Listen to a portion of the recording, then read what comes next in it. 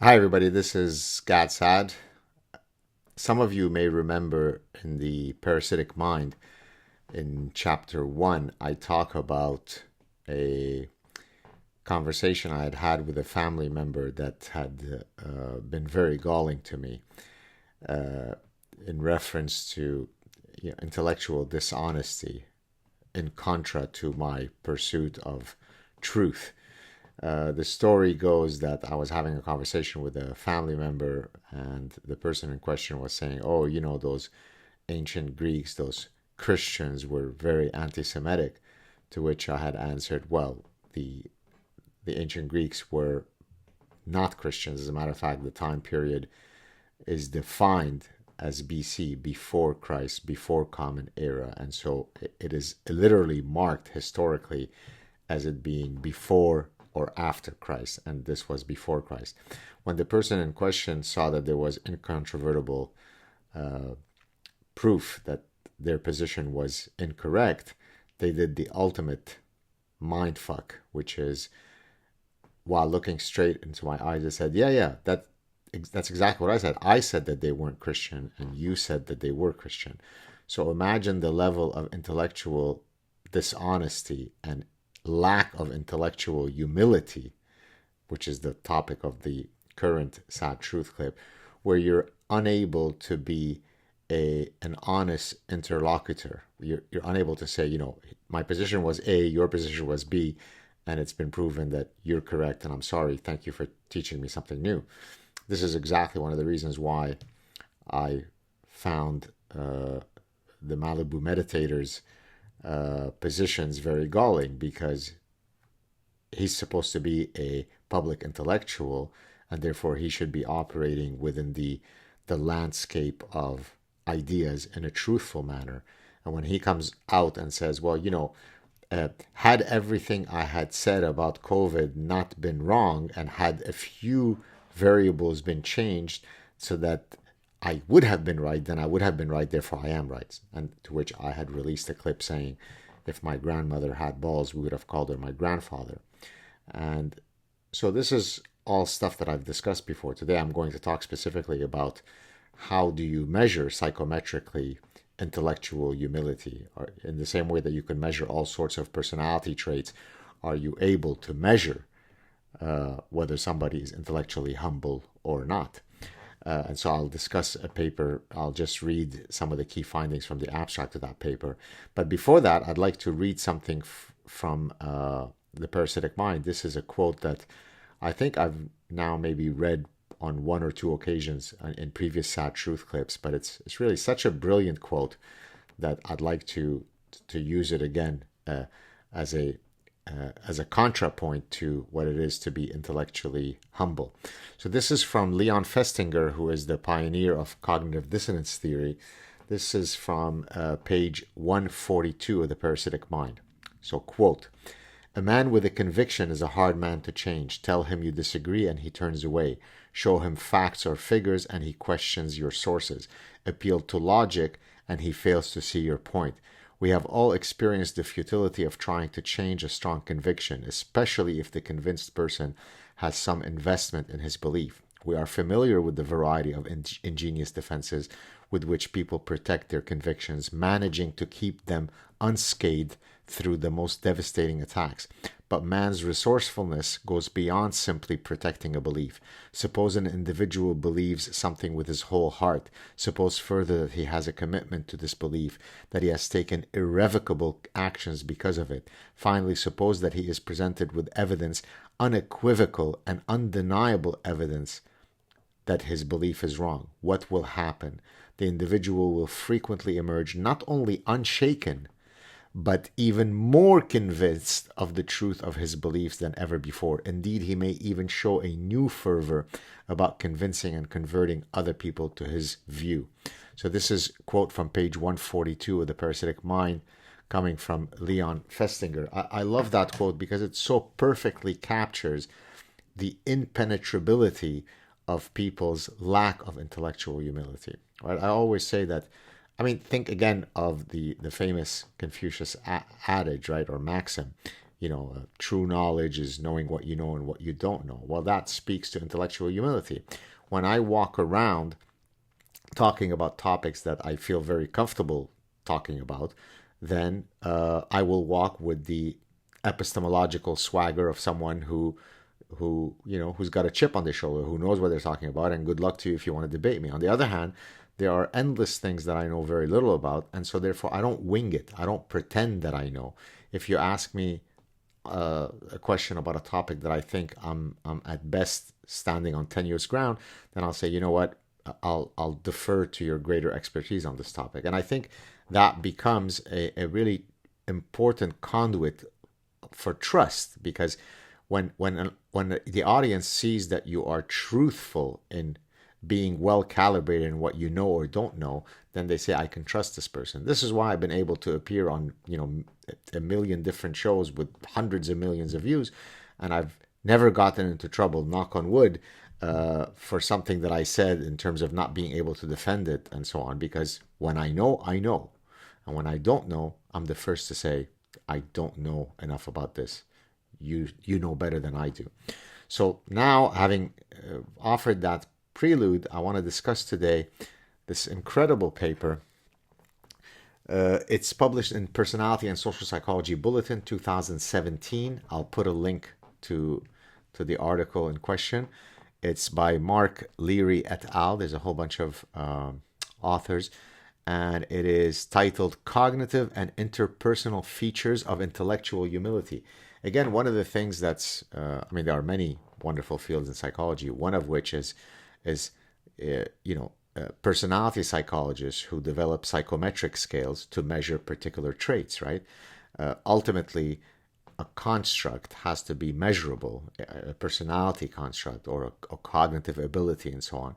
So there's a huge tradition in psychometrics and in personality psychology of coming up with validated scales that say, yes, if you take this scale, that will uniquely score you on whatever is the construct that is being measured.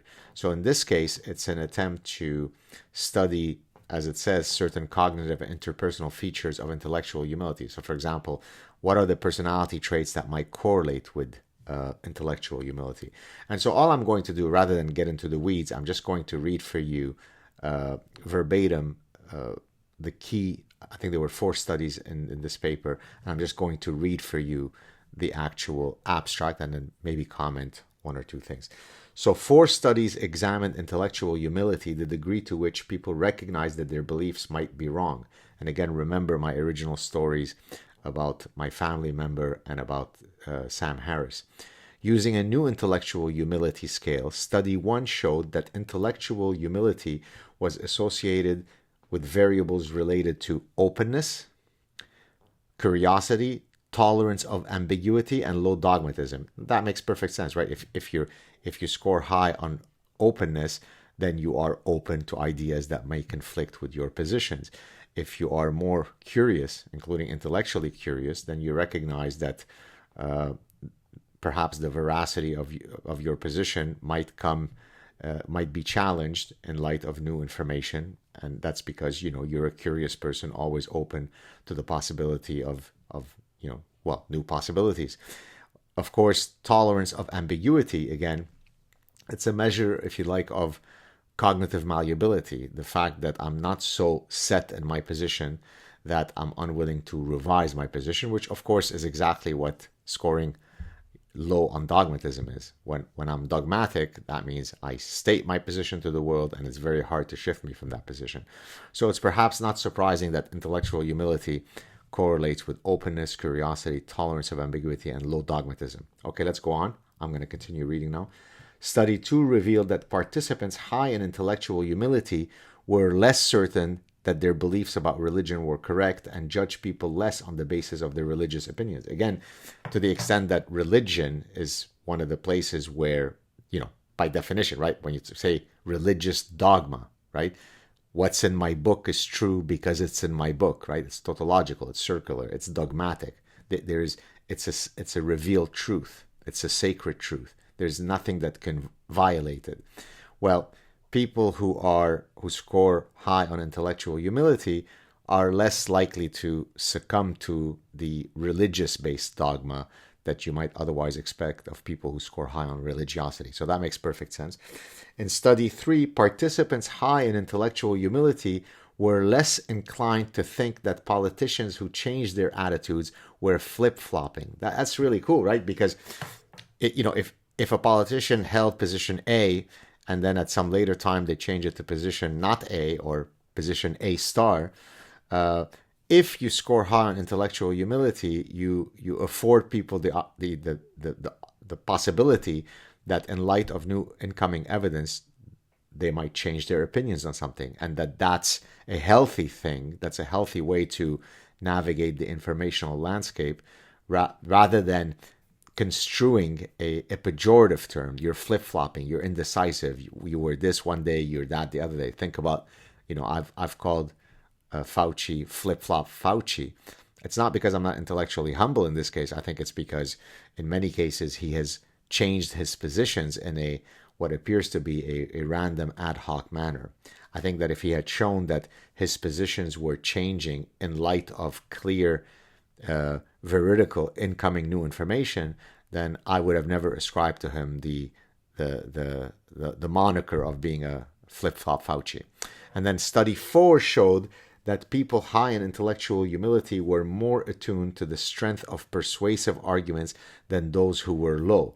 This is basically saying that, when you are intellectually humble, you're willing to listen to, multiple sides of the issue and extract the persuasive value of those arguments, independently of what your position might be. You're just more likely to recognize that particular position, held persuasive value. So there you go. That's one of the things that I love so much about psychology and the behavioral sciences, right? You can take a philosophical concept such as, the virtue of being intellectually humble, but then you can anchor it in actual psychometric measurements, right? So that we're able to administer this scale to many people and then assort these people on a continuum in terms of how intellectually humble they are. Well, by the way, let me just go to some of the items that they use for their scale. So this is table 1 in that paper, page 795. So here are some of the items, okay? I question my own opinions, positions, and viewpoints because they could be wrong.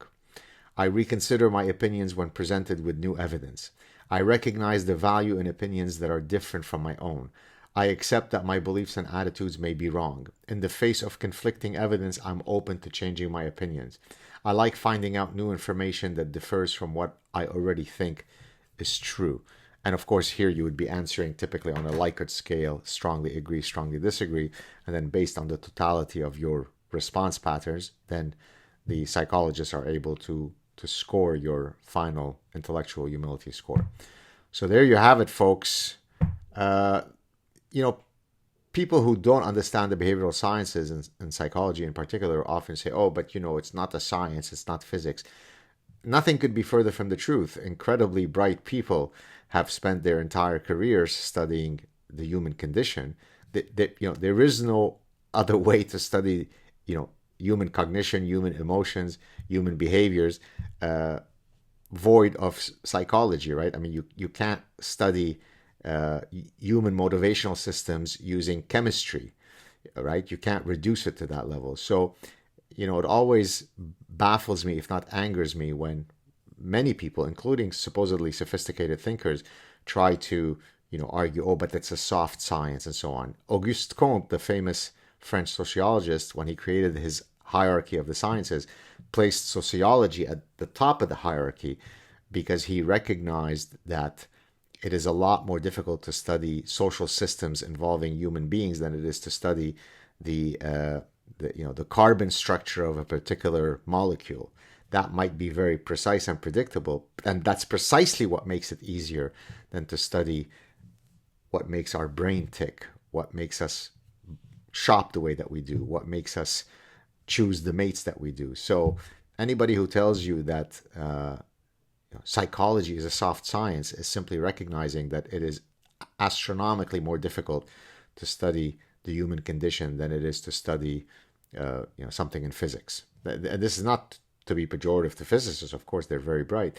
But again, any time that you are using the scientific method in an unbiased and honest manner to study anything, then you are a scientist. There is no, physicist is a scientist, but a sociologist is not.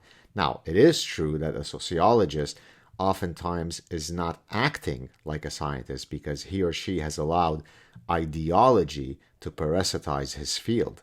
So that is true. But epistemologically speaking, there is nothing in the behavioral sciences that makes them lesser than physics or chemistry or biology and so on. Have a great day, everybody. I hope you enjoy this. If you did enjoy this, please consider subscribing to the channel, pressing on the bell button so that you can get notifications. If you're listening and watching this on YouTube, please consider, if you're listening to this on a podcast, going to Apple, posting a review. It really does matter because it affects the search algorithms, it affects the likelihood of people coming and visiting your work. I spend an inordinate amount of hours doing all this for free. If you can certainly support the channel through one of my donation portals, that would be lovely. I've so far resisted for many years, despite many offers, to join different platforms and ask for subscription-based fees. But frankly, I'm starting to think that it might be the only way to go because over the past, many, many years, I've spent, as I said, endless hours creating content. So it will only be fair if you think I'm doing something worthwhile that you support me in any way that you can. Thank you so much, guys. Have a great weekend. Talk to you soon. Cheers.